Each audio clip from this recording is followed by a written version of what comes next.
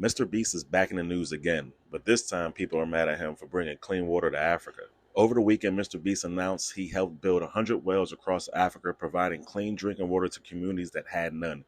Even better, he raised over $5 million to keep building more. Sounds amazing, right? Well, not to everyone. On social media, some people are accusing him of clout chasing, saying he's only doing it for likes and views, not because he actually cares. All right, as always, I'd like to give you guys some context before we get into some clips. So MrBeast, since I think 2023, he's been building wells in Africa, and since 2023, he's been getting some flack for it. Building wells to bring water to villages that haven't had water. Some of these people are walking 2 and 3 miles a day just to get drinking water. Not even water to bathe, wash dishes, or wash their ass, but just to drink.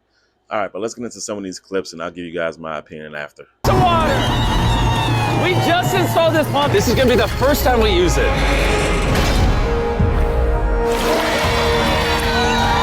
So the first cup of water is going to the village chief.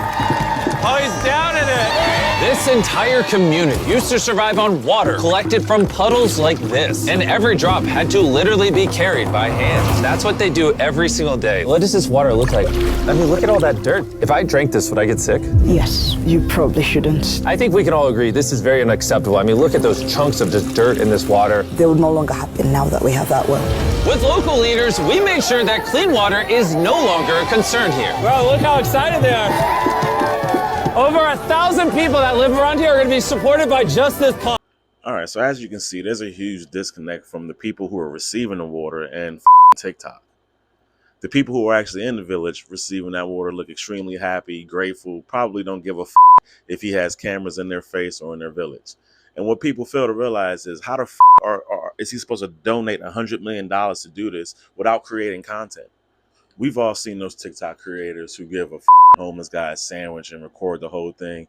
Now that's probably disgusting and no one gives a about it. But this guy is bringing millions of people water, spending hundreds of millions of dollars of his own money, getting donations, actually spending those donations on what the he says, unlike Dr. Umar. But and you guys are still upset about it.